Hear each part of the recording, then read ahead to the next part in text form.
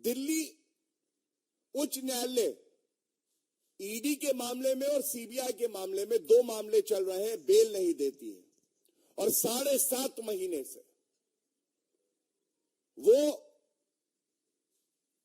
कट्टर बेईमान मनीष सिसोदिया जेल की सलाखों के पीछे है। दाहिना हाथ बायां हाथ दोनों लिप्त हैं इस भ्रष्टाचार में। लेकिन ये 10 सर वाला भ्रष्टाचारी रावण कौन है? कि कोई सरगना है, किंगपिन है, तो वो अरविंद केजरीवाल है। उन्हीं के इशारे पे ये शराब घोटाला दिल्ली में हुआ है। आज ये प्रेस वार्ता 2 प्रमुख बिंदुओं पे करी जा रही है और आज सुबह से ही सबसे पहले खबर चल रही थी कि जो शराब घोटाले के किंगपिन हैं, सरगना हैं, उनका बायां हाथ आज घबरा के हिल रहा है, डर लग रहा है। बायां हाथ क्यों कहा? दाहिना हाथ जो था, जिसको कट्टर ईमानदार का सर्टिफिकेट शराब घोटाले के किंगपिन पापी आपके अरविंद केजरीवाल देते थे, वो तो 7.5 महीने से जेल में है। कहना गलत नहीं होगा, भ्रष्टाचार की 7.5 अरविंद केजरीवाल पर भी असर कर रही है। आज उनका दूसरा हाथ संजय सिंह, उनके यहां पे भी जांच एजेंसियों की रेड होती है और इस मंच से हम उठाना चाहेंगे। सबसे पहले इस पूरे शराब घोटाले में ये देश की जनता और दिल्ली की जनता जान चुकी है कि कोई सरगना है, किंगपिन है, तो वो अरविंद केजरीवाल है। उन्हीं के इशारे पे ये शराब घोटाला दिल्ली में हुआ है। लेकिन 3 तथ्य चिंताजनक है, गंभीर है, ये भारत की जनता के समक्ष रखना आवश्यक है। सबसे पहला, एक्यूज दिनेश अरोड़ा, इन्होंने कबूला है दिल्ली के मुख्यमंत्री आवास पर एक बैठक होती है जो शराब कारोबारी हैं। तो सबसे पहला प्रश्न यह है कि मुख्यमंत्री आवास ना हो गया, घोटाले का अड्डा हो गया, वहां वसूली हो रही है, कमीशन तय हो रही है। और ये बात कोई और नहीं कहता है, जो एक्यूज्ड है दिनेश अरोड़ा, ये कबूलते हैं।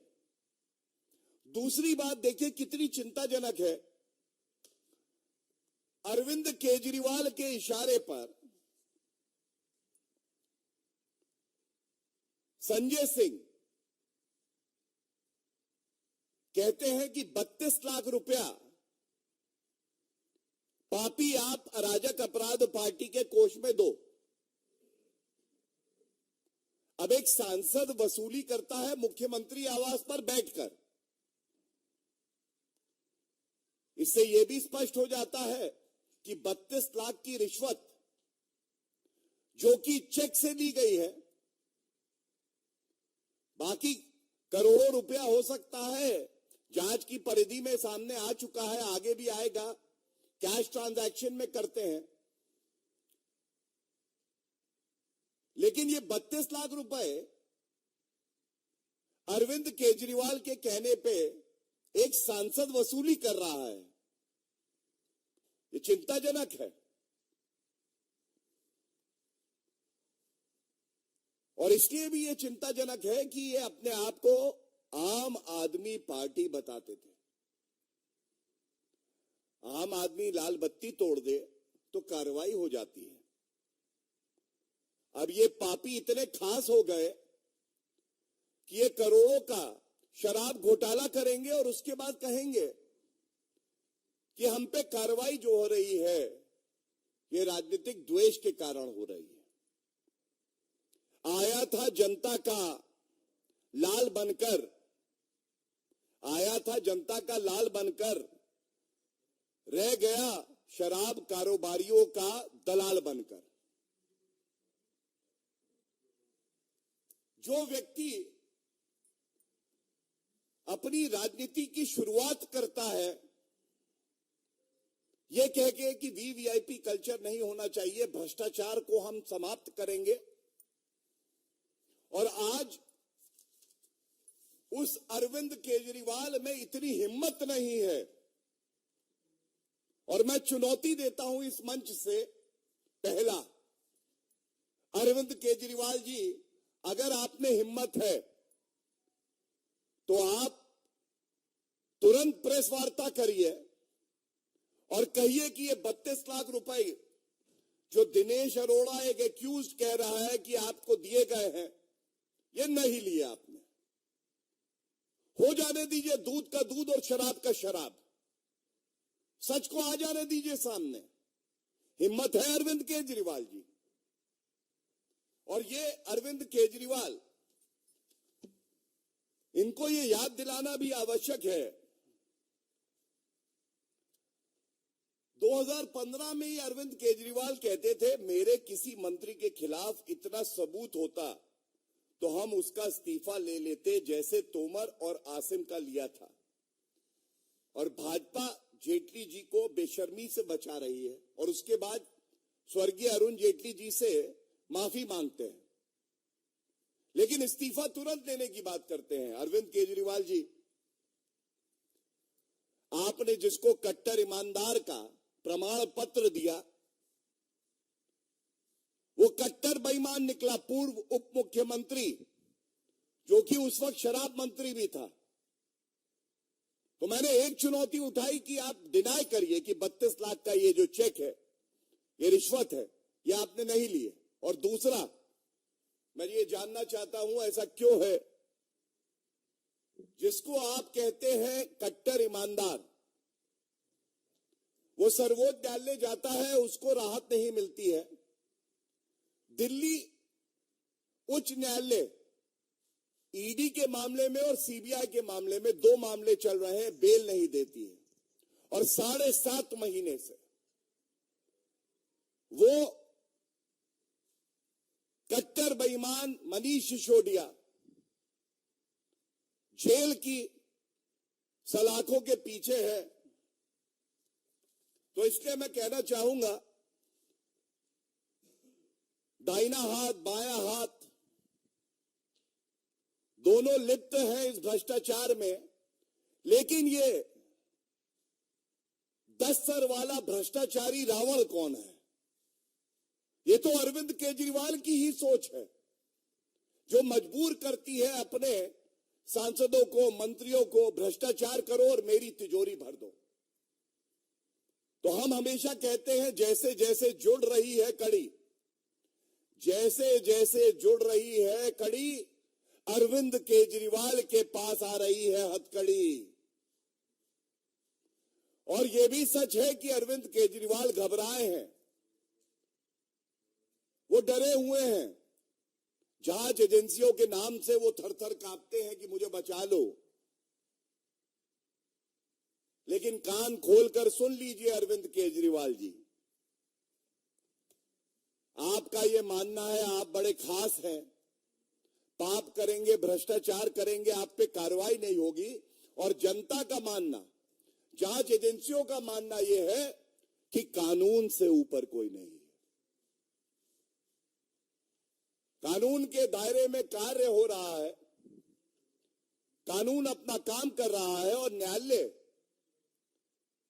जो कदम कानून की जांच एजेंसियां उठाती हैं उसमें हस्तक्षेप नहीं कर रहा। यह दर्शाता है कि प्रथम दृष्टया पापी आपके नेताओं के खिलाफ सबूत भी है, साक्ष्य भी है, प्रमाण भी है, और जो जो शराब घोटाले का किंगपिन है, इसको कोई बचा नहीं सकता है। हमें ये यकीन है जांच एजेंसियां अपना काम करेंगी और कानून से ऊपर कोई नहीं है, चाहे वो बड़े संवैधानिक पद पर भी बैठा हो, उसके खिलाफ भी कार्रवाई होगी। अब इस बिंदु पे जो बातें हमें रखनी थी वो मैंने आपके समक्ष रखी। ये बड़े सवाल हैं, अरविंद केजरीवाल जी को चुनौती है, वो प्रेस वार्ता करें, जो प्रश्न हमने उठाए हैं, जो तथ्य रखे हैं, उनका खंडन करें, और अगर खंडन नहीं करते हैं तो ये मान लिया जाएगा शराब घोटाले का किंगपिन कट्टर बेईमान अरविंद केजरीवाल ही है। धन्यवाद। दूसरी प्रेस वार्ता जो है, ये हमने देखा किस तरह से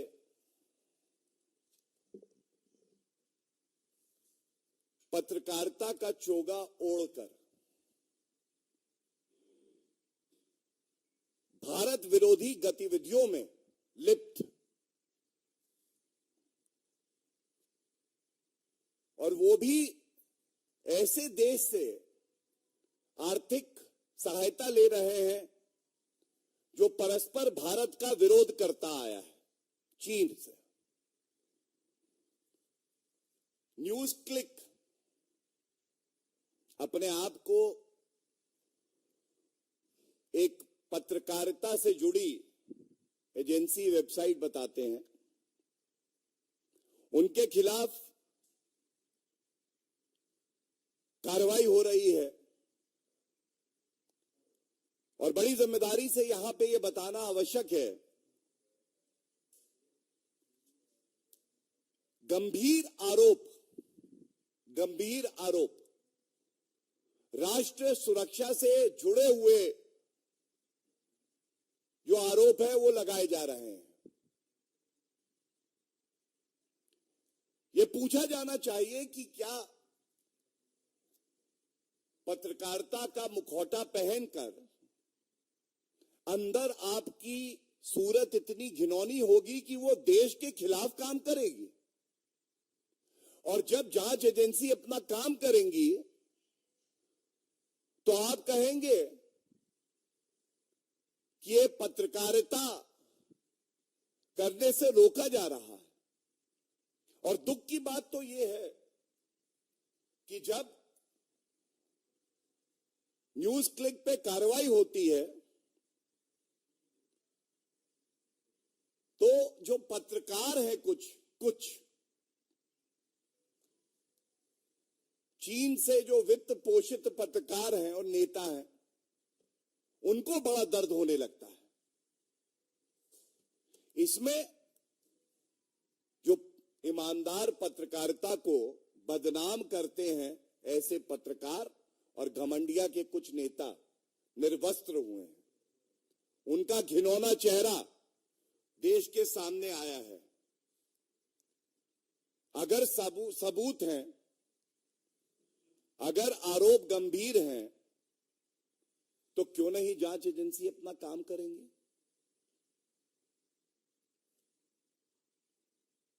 अगर कोई विदेशी शक्ति भारत को कमजोर करने के लिए फंडिंग करती है और उस पर ठोस कार्रवाई जांच एजेंसी करती है, तो घमंडिया के नेताओं को और जो घिनौने चेहरे वाले कुछ पत्रकार हैं, उनको क्यों दर्द होने लगता है? इनकी आस्था न्यायालय में नहीं है, क्योंकि आज की खबर है कि दिल्ली के कोर्ट ने जो फाउंडिंग एडिटर है न्यूज क्लिक के, मिस्टर प्रबीर पुरकयास्था, 7 दिन की इनको पुलिस कस्टडी में भेजा है। 7 दिन की पुलिस कस्टडी में। तो जो ये हो हल्ला कल से मचाया जा रहा था, पत्रकारिता की बात करी जा रही थी, चौथा स्तंभ है, बिल्कुल है, लेकिन एक सच्चा ईमानदार भारतीय पत्रकार एक विरोधी देश से फंडिंग नहीं लेगा, वो भारत को दीमक की तरह खाएगा नहीं। और इसीलिए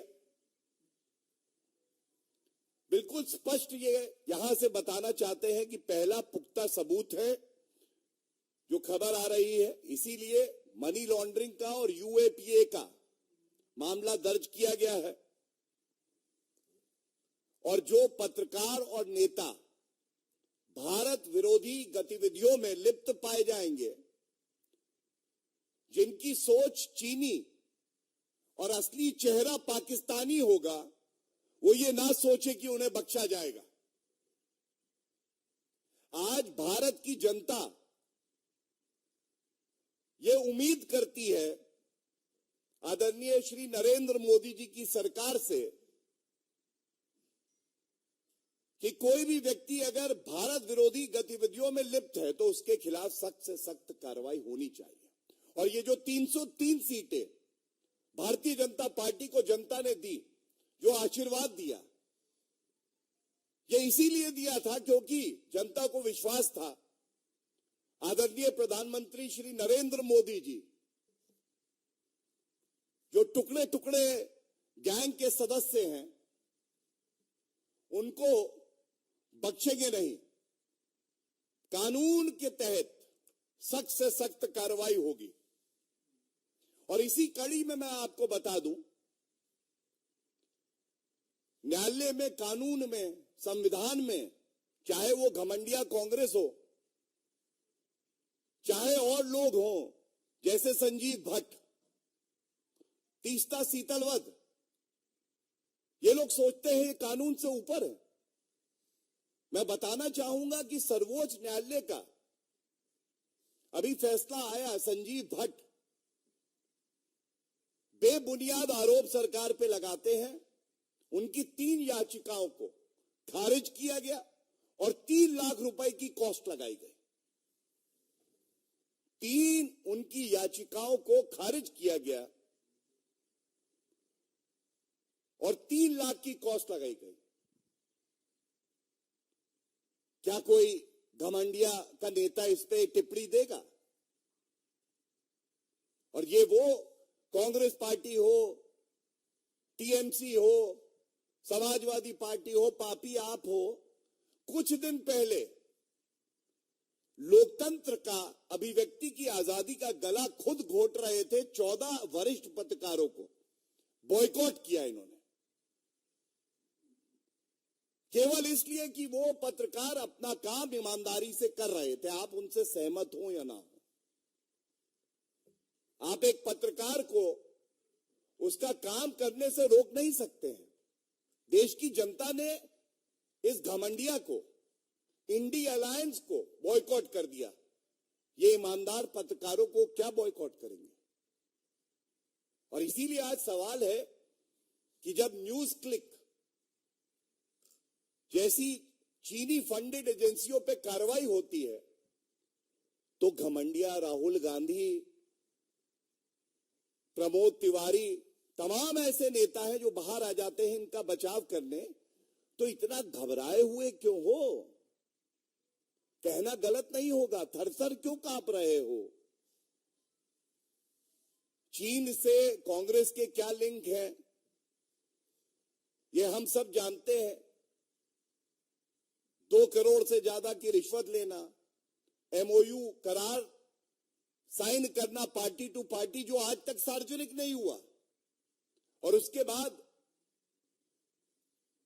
जब ईमानदार जांच एजेंसी अपना काम करती है तो आप दबाव बनाने का कार्य करते हैं। मैं इतना ही कहूंगा, कोई भी चीनी दलाल वो कानून से ऊपर नहीं है। कानून अपना कार्य कर रहा है। और यह सवाल देश की जनता पूछ रही है कि जब देश की जनता जांच एजेंसियों के साथ खड़ी है, प्रधानमंत्री नरेंद्र मोदी जी के साथ खड़ी है, तो क्या मजबूरी है राहुल गांधी की, ममता बनर्जी की, घमंडिया के जितने घटक दल हैं उनकी, कि वो ऐसी शक्तियों के साथ खड़े हैं जो भारत का भला नहीं चाहती। इन सब से निपटा जाएगा, कानून के तहत निपटा जाएगा और किसी को बख्शा नहीं जाएगा। ये बात बिल्कुल स्पष्ट इस मंच से हम लोग करना चाहते हैं। धन्यवाद। कोई प्रश्न किसी का? एक मिनट, पहले फर्स्ट प्रेस कॉन्फ्रेंस पे ले लेते हैं और उसके बाद सेकंड वाले। सही है। प्रज्ञा प्लीज।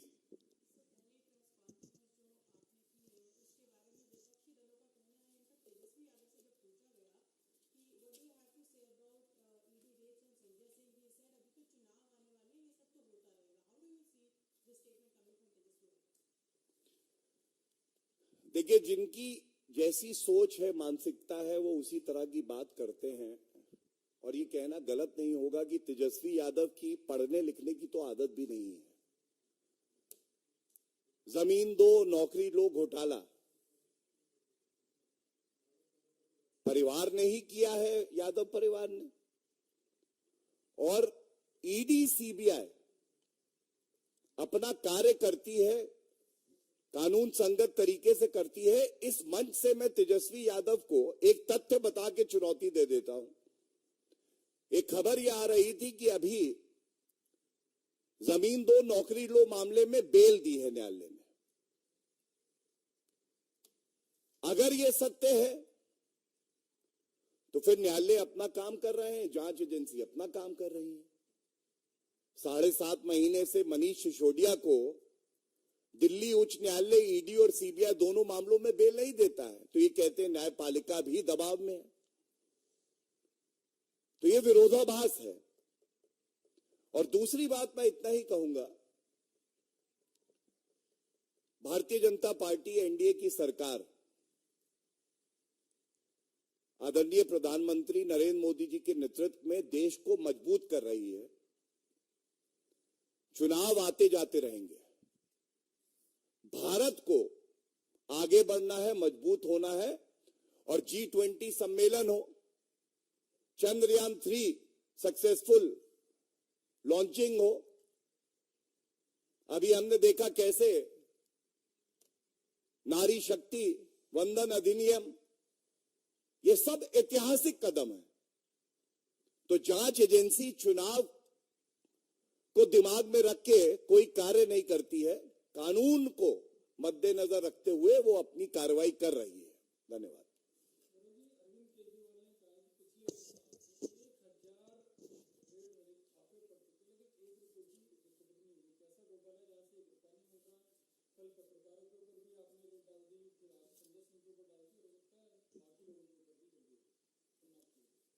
देखिए, आपका बहुत सम्मान करते हुए एक बात कहूंगा कि अगर भारत विरोधी गतिविधियों में जो लिप्त है उसे आप पत्रकार मानते हैं तो ये आपके लिए नुकसानदायक है और आपके लिए ये इंसल्ट है। मैं केवल अरविंद केजरीवाल जी को एक बात जरूर कहूंगा, मनीष सिसोदिया की बेल एप्लीकेशन जब दिल्ली हाईकोर्ट ने रिजेक्ट करी थी तो उसमें कुछ बातें प्रमुखता से कही थी। पहला, प्रथम दृष्टया यह स्पष्ट है कि किकबैक लिए गए। दूसरा, जो बेनिफिशियरीज थे, शराब के कारोबारी थे, वो लोग स्वयं पॉलिसी फ्रेमिंग में, मीटिंग्स में और मुख्यमंत्री के साथ भी उपस्थित थे। ये चिंताजनक है। इन्होंने जो साक्ष्य और प्रमाण है और मोबाइल फोन है उसको नष्ट करने का प्रयास किया। अरविंद केजरीवाल जी, ऐसा क्यों है? और जैसा मैंने बताया, ये दिल्ली हाईकोर्ट के फैसले में भी आया है। जब बेल रिजेक्ट करी, बिल्कुल स्पष्टता से उन्होंने कहा इलेक्शन के लिए फंड्स जुटाए जा रहे थे शराब नीति से, और यही 32 लाख का मुद्दा एक और एक्यूज ने आज बताया है। तो ये बात पूछी जाएगी। और अंत करूंगा ये कह के, भ्रष्टाचारी अरविंद केजरीवाल की 7.5 की शुरुआत हुई है। 7.5 महीने से मनीष सिसोदिया, जिसको कट्टर ईमानदार बता रहे थे, वो कट्टर पापी निकला और उसकी बेल 7.5 महीने से नहीं हुई है। इस पे अरविंद केजरीवाल जरूर 2 शब्द कहेंगे और ये जग जाहिर है कि पूरा शराब घोटाला किसी ने अगर इसकी रचना करी, कोई किंग पिन है, कोई कट्टर बेईमान है, कट्टर पापी है, तो वो अरविंद केजरीवाल है।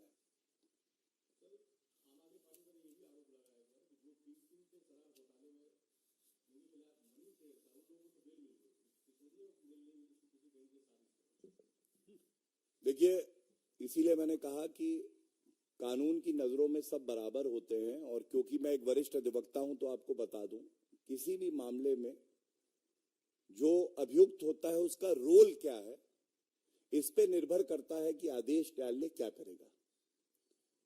और दिल्ली उच्च न्यायालय तक, सर्वोच्च न्यायालय में उनकी याचिका एक बार निरस्त हो चुकी है, अभी भी लंबित है सर्वोच्च न्यायालय में दोबारा। और दिल्ली उच्च न्यायालय ने ईडी और सीबीआई दोनों मामलों में ये पाया कि जो सारी रचना शराब नीति की करी गई है, ये उस वक्त के उप मुख्यमंत्री मनीष सिसोदिया द्वारा ही की गई है। मैंने सारे आरोप भी आपको बताए, और ये हमारा मानना है कि पापी आप में अरविंद केजरीवाल के इशारे पर जनता के रुपयों को लूटा गया और अपनी तिजोरी में भरा गया। और इसीलिए मैं ये उम्मीद जरूर करता हूं कि अरविंद केजरीवाल में इतनी नैतिकता होगी, वो बाहर आके प्रेस करेंगे और सवालों का उत्तर देंगे, लेकिन मुझे ये भी यकीन है कि वो करेंगे नहीं, क्योंकि वो थर-थर कांप रहे हैं। उनको पता है उन्होंने कानून तोड़ा है, वो भ्रष्टाचारी है। Any other questions? Thank you. बोलिए।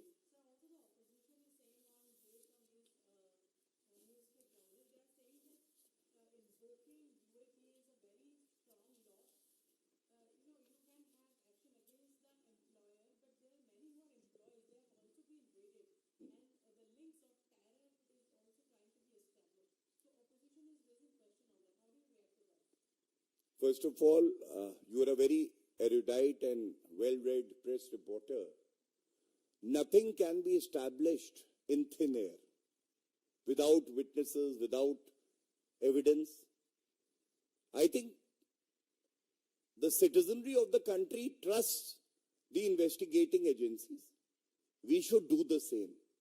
And let me tell you, there could be nothing more serious than jeopardizing national security of our country, Bharat.